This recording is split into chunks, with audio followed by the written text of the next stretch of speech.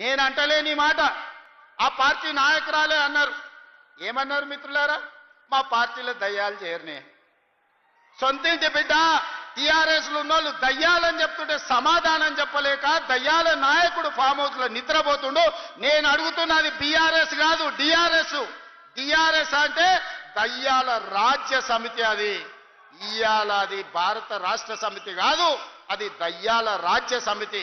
అందుకే ఇవాళ ఈ వేదిక మీద నుంచి తెలంగాణ ప్రజలకు నేను మాట ఇస్తున్నా, అవి దయ్యాలు కాదు, కొరివి దయ్యాలను వాళ్ళని పొలిమేర్లు దాటే వరకు తరిమి కొట్టే బాధ్యత 4 కోట్ల తెలంగాణ ప్రజల తరఫున మీ సోదరుడిగా నేను ఆ బాధ్యత తీసుకుంటా.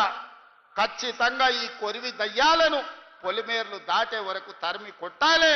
దాంట్లో మీ సహకారం ఉండాలి. నల్గొండ బిడ్డలు ముందు బాగానే నిలబడాలి అని చెప్పి నేను మా మిత్రులకు విజ్ఞప్తి చేస్తున్నా.